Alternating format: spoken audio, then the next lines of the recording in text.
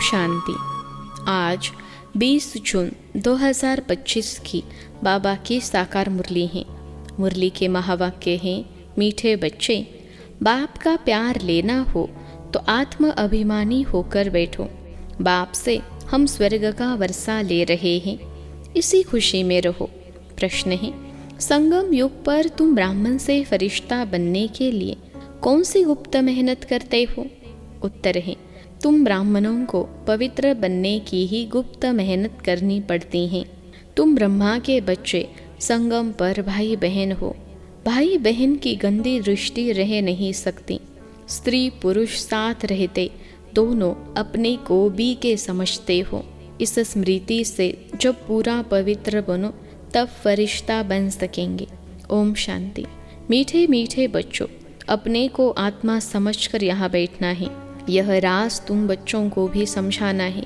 आत्म अभिमानी होकर बैठेंगे तो बाप के साथ प्यार रहेगा। बाबा हमको राजयोग सिखलाते हैं। बाबा से हम स्वर्ग का वर्षा ले रहे हैं। यह याद सारा दिन बुद्धि में रहे, इसमें ही मेहनत है। यह घड़ी घड़ी भूल जाते हैं तो खुशी का पारा डल हो जाता है। बाबा सावधान करते हैं कि बच्चे देही अभिमानी होकर बैठो, अपने को आत्मा समझो। अभी आत्माओं और परमात्मा का मेला है ना। मेला लगा था, कब लगा था? जरूर कलयुग अंत और सतयुग आदि के संगम पर ही लगा होगा। आज बच्चों को टॉपिक पर समझाते हैं। तुमको टॉपिक तो जरूर लेनी है। ऊंचते ऊंच है भगवान, फिर नीचे आओ तो ब्रह्मा विष्णु शंकर, बाप और देवताएं। मनुष्यों को यह पता नहीं है शिव और ब्रह्मा विष्णु शंकर का संबंध क्या है। किसी को भी उन्होंने जीवन कहानी का पता नहीं है। त्रिमूर्ति का चित्र नामी ग्रामी है। यह तीनों है देवताएं। सिर्फ तीन का धर्म थोड़े ही होता है, धर्म तो बड़ा होता है। डीटी धर्म यह है सूक्ष्म वतनवासी, ऊपर में है शिव बाबा, मुख्य है ब्रह्मा और विष्णु। अभी बाप समझाते हैं, तुमको टॉपिक देनी है। ब्रह्मा सो विष्णु, विष्णु सो ब्रह्मा कैसे बनते हैं। जैसे तुम कहते हो हम शूद्र सो ब्राह्मण, ब्राह्मण सो देवता, वैसे इनका भी है। पहले पहले ब्रह्मा सो विष्णु, विष्णु सो ब्रह्मा। वह तो कह देते आत्मा सो परमात्मा, परमात्मा सो आत्मा। यह तो है रॉन्ग, हो भी नहीं सकता। तो इस टॉपिक पर अच्छी रीति समझाना है। कोई कहते हैं परमात्मा श्री कृष्ण के तन में आए हैं। अगर श्री कृष्ण में आए फिर तो ब्रह्मा का पाठ खत्म हो जाता है। श्री कृष्ण तो है सतयुग का पहला प्रिंस, वहाँ पतित हो कैसे सकते जिनको आकर पावन बनाए? बिल्कुल ही गलत है। यह बातें भी महारथी सर्विसेबल बच्चे ही समझते हैं, बाकी तो किसकी बुद्धि में बैठता ही नहीं है। यह टॉपिक तो बहुत फर्स्ट क्लास है। ब्रह्मा सो विष्णु, विष्णु सो ब्रह्मा कैसे बनते हैं, उनकी जीवन कहानी बतलाते हैं, क्योंकि इनका कनेक्शन है। शुरू ही ऐसे करना है। ब्रह्मा सो विष्णु 1 सेकेंड में, विष्णु सो ब्रह्मा बनने में 84 जन्म लगते हैं। यह बड़ी समझने की बातें हैं। अभी तुम हो ब्राह्मण कुल के। प्रजापिता ब्रह्मा का ब्राह्मण कुल कहा गया। प्रजापिता ब्रह्मा की तो नई दुनिया चाहिए ना। नई दुनिया है सतयुग, वहाँ तो प्रजापिता है नहीं। कलयुग में भी प्रजापिता हो नहीं सकता, वह है संगम युग पर। तुम अभी संगम पर हो। शूद्र से तुम ब्राह्मण बने हो। बाप ने ब्रह्मा को एडॉप्ट किया है। शिव बाबा ने इनको कैसे रचा यह कोई नहीं जानते हैं। त्रिमूर्ति में रचता शिव का चित्र ही नहीं है तो मालूम कैसे पड़े कि ऊंचते ऊंच भगवान है। बाकी सब है उनकी रचना। यह है ब्राह्मण संप्रदाय, तो जरूर प्रजापिता चाहिए। कलयुग में तो हो न सके, सतयुग में भी नहीं। गाया जाता है ब्राह्मण देवी देवताय नमः। अब ब्राह्मण कहाँ के हैं?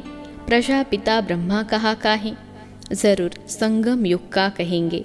यह है पुरुषोत्तम संगम युग। इस संगम युग का कोई भी शास्त्रों में वर्णन नहीं है। महाभारत लड़ाई भी संगम पर लगी है, न कि सतयुग या कलयुग में। पांडव और कौरव यह है संगम पर। तुम पांडव संगम युगी हो तो कौरव कलयुगी हैं। गीता में भी भगवानुवाच है ना, तुम हो पांडव देवी संप्रदाय, तुम रूहानी पंडे बनते हो। तुम्हारी है रूहानी यात्रा जो तुम बुद्धि से करते हो।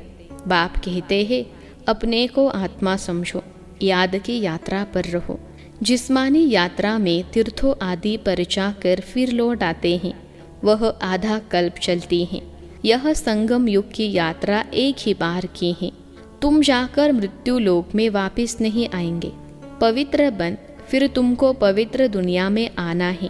इसलिए तुम जब पवित्र बन रहे हो, तुम जानते हो अभी हम ब्राह्मण संप्रदाय के हैं, फिर देवी संप्रदाय विष्णु संप्रदाय बनते हैं।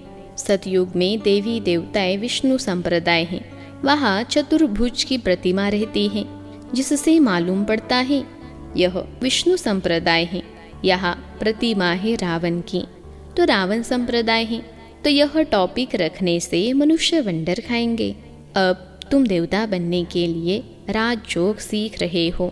ब्रह्मा मुख वंशावली ब्राह्मण, तुम शूद्र से ब्राह्मण बने हो, एडॉप्ट किए हुए हो। ब्राह्मण भी यहाँ है, फिर देवता भी यहाँ बनेंगे। डिनाइस्टी यहाँ ही होती हैं। डिनाइस्टी राजाई को कहा जाता है। विष्णु की डिनाइस्टी है, ब्राह्मणों की डिनाइस्टी नहीं कहेंगे। डिनाइस्टी में राजाई चलती हैं, एक पिछाड़ी दूसरा फिर तीसरा। अभी तुम जानते हो हम हैं ब्राह्मण कुलभूषण, फिर देवता बनते हैं। ब्राह्मण सो विष्णु कुल में, विष्णु कुल से आते हैं क्षत्रिय चंद्रवंशी कुल में, फिर वैश्य कुल में, फिर शूद्र कुल में, फिर ब्राह्मण सो देवता बनेंगे।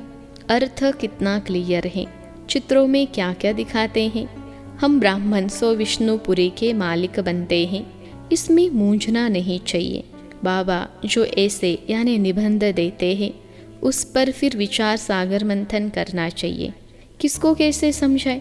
जो मनुष्य वंडर खाए कि यह इनके समझाने तो बहुत अच्छी हैं, सिवाय ज्ञान सागर और तो कोई समझा न सके। विचार सागर मंथन कर फिर बैठ लिखना चाहिए, फिर पढ़ो तो ख्याल में आएगा। यह अक्षर ऐड करने चाहिए।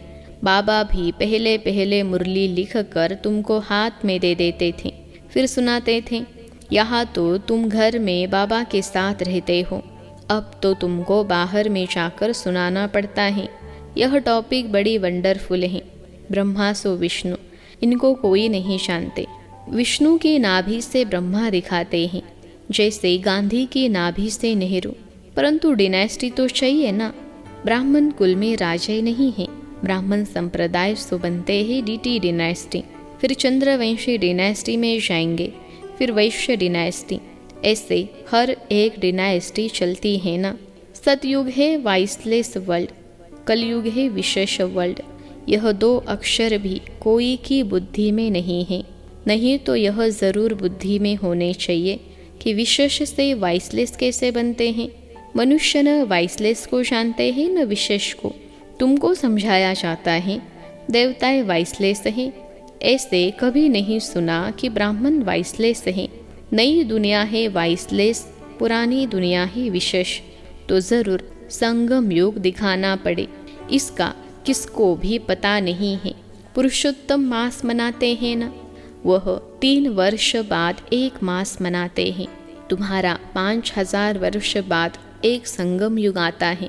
मनुष्य आत्मा और परमात्मा को यथार्थ नहीं जानते हैं, सिर्फ कह देते हैं चमकता है अजब सितारा, बस जैसे दिखाते हैं। रामकृष्ण परमहंस का चेला विवेकानंद कहता था, मैं गुरु के सामने बैठा था। गुरु का भी ध्यान तो करते हैं ना। अभी बाप कहते हैं मामेकम याद करो। ध्यान की तो बात ही नहीं, गुरु तो याद है ही। खास बैठ करके याद करने से याद आएगा क्या? उनकी गुरु में भावना थी कि यह भगवान है, तो देखा कि उनकी आत्मा निकल मेरे में लीन हो गई। उनकी आत्मा कहाँ जाकर बैठी, फिर क्या हुआ, कुछ भी वर्णन नहीं। बस खुश हुआ, हमको भगवान का साक्षात्कार हुआ। भगवान क्या है वह नहीं जानते। बाप समझाते हैं सीढ़ी के चित्र पर तुम समझो, यह है भक्ति मार्ग। तुम जानते हो, एक है भक्ति की बोट यानी नाव, दूसरी है ज्ञान की। ज्ञान अलग, भक्ति अलग है। बाबा कहते हैं, हमने तुमको कल्प पहले ज्ञान दिया था, विश्व का मालिक बनाया था, अब तुम कहाँ हो? तुम बच्चों की बुद्धि में सारा ज्ञान है। कैसे और डिनाइस्टी आती, कैसे झाड़ बढ़ता है, जैसे गुलदस्ता होता है ना, यह सृष्टि रूपी झाड़ भी फूलदान है। बीच में तुम्हारा धर्म, फिर इनसे और 3 धर्म निकलते हैं, फिर उनसे वृद्धि होती जाती है। तो इस झाड़ को भी याद करना है। कितनी टाल टालियाँ आदि निकलती रहती हैं, पिछाड़ी में आने वाले का मान भी हो जाता है। बड़ का झाड़ बड़ा होता है ना, थूर है नहीं, बाकी सारा झाड़ खड़ा है। देवी देवता धर्म भी खत्म हुआ पड़ा है, बिल्कुल सड़ गया है। भारतवासी अपने धर्म को बिल्कुल नहीं जानते और सब अपने धर्म को जानते हैं। यह कहते हम धर्म को मानते ही नहीं। मुख्य है ही 4 धर्म, बाकी छोटे छोटे तो अनेक हैं। इस झाड़ और सृष्टि चक्र को तुम अभी जानते हो। देवी देवता धर्म का नाम ही गुम कर दिया है, फिर बाप उसकी स्थापना कर बाकी सब धर्म का विनाश कर देते हैं। गोले के चित्र पर भी जरूर ले जाना चाहिए। यह सतयुग, यह कलयुग। कलयुग में कितने धर्म हैं? सतयुग में है एक धर्म, एक धर्म की स्थापना। अनेक धर्मों का विनाश कौन करता होगा? भगवान भी जरूर किसके द्वारा तो कराएंगे ना। बाप कहते हैं, ब्रह्मा द्वारा आदि सनातन देवी देवता धर्म की स्थापना कराता हूँ। ब्राह्मण सो विष्णुपुरी के देवता बनते हैं।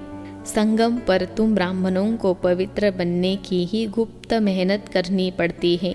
तुम ब्रह्मा के बच्चे, संगम पर भाई बहन हो।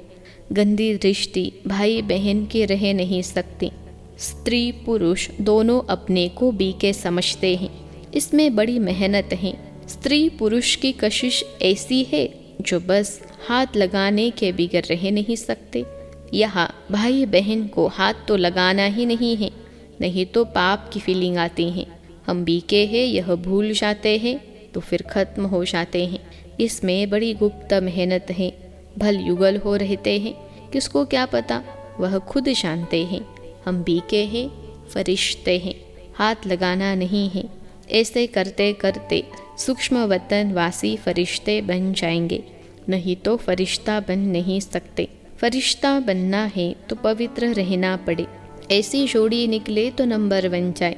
कहते हैं दादा ने तो सब अनुभव किया, पिछाड़ी में करके संन्यास किया है। बहुत मेहनत तो उसको है जो जोड़ा बन जाते हैं, फिर उसमें ज्ञान और योग भी चाहिए। बहुतों को आप समान बनाए तब बड़ा राजा बने। सिर्फ एक बात तो नहीं है ना। बाप कहते हैं तुम शिव बाबा को याद करो, यह है प्रजापिता। बहुत ऐसे भी हैं जो कहते हैं हमारा काम तो शिव बाबा से है, हम ब्रह्मा को याद ही क्यों करें, उनको पत्र ही क्यों लिखें। ऐसे भी हैं। तुमको याद करना है शिव बाबा को, इसलिए बाबा फोटो आदि भी नहीं देते हैं। इसमें शिव बाबा आता है, यह तो देहधारी है ना। अभी तो तुम बच्चों को बाप से वर्षा मिलता है, वह अपने को ईश्वर कहते हैं, फिर उनसे क्या मिलता है। कितना घाटा पड़ा है भारतवासियों को।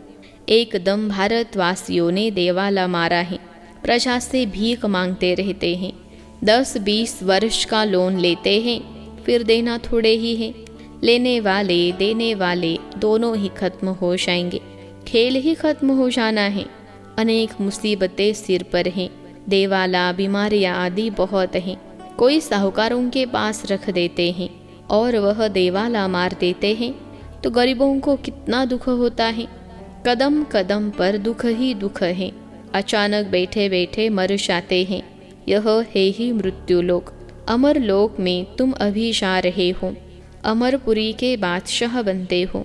अमरनाथ तुम पार्वतियों को सच्ची सच्ची अमर कथा सुना रहे हैं। तुम जानते हो अमर बाबा हैं, उनसे हम अमर कथा सुन रहे हैं। अब अमर लोग जाना है। इस समय तुम हो संगम युग पर। अच्छा, मीठे मीठे सिखिलते बच्चों प्रति माता पिता बाप दादा का याद प्यार और गुड मॉर्निंग। रूहानी बाप की रूहानी बच्चों को नमस्ते। हम रूहानी बच्चों की सिखिलते रूहानी माता पिता बाप दादा को याद प्यार, गुड मॉर्निंग और नमस्ते बाबा नमस्ते। धारणा के लिए मुख्य सार पहली पॉइंट है, विचार सागर मंथन कर ब्रह्मा सो विष्णु कैसे बनते हैं, इस टॉपिक पर सुनाना है। बुद्धि को ज्ञान मंथन में बिजी रखना है। दूसरी पॉइंट है, राजय पद प्राप्त करने के लिए ज्ञान और योग के साथ साथ आप समान बनाने की सर्विस भी करनी है। अपनी दृष्टि बहुत शुद्ध बनानी है। आज का वरदान है, सर्व संबंधों का अनुभव एक बाप से करने वाले अथक और विघ्न विनाशक भव। सर्व संबंधों का अनुभव एक बाप से करने वाले अथक और विघ्न विनाशक भव। विश्लेषण है, जिन बच्चों के सर्व संबंध एक बाप के साथ हैं उनको और सब संबंध निमित्त मात्र अनुभव होंगे। वह सदा खुशी में नाचने वाले होंगे, कभी थकावट का अनुभव नहीं करेंगे, अथक होंगे। बाप और सेवा इसी लगन में मगन होंगे। विघ्नों के कारण रुकने के बजाय सदा विघ्न विनाशक होंगे। सर्व संबंधों की अनुभूति एक बाप से होने के कारण डबल लाइट रहेंगे, कोई बोझ नहीं होगा। सर्व कंप्लेन समाप्त होंगी, कंप्लीट स्थिति का अनुभव होगा, सहज योगी होंगे। आज का स्लोगन है, संकल्प में भी किसी देहधारी तरफ आकर्षित होना अर्थात बेवफा बनना। संकल्प में भी किसी देहधारी तरफ आकर्षित होना अर्थात बेवफा बनना।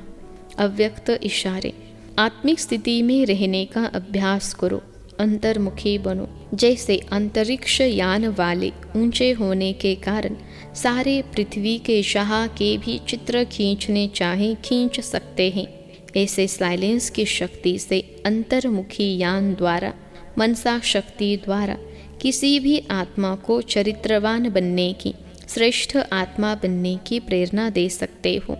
अच्छा, ओम शांति।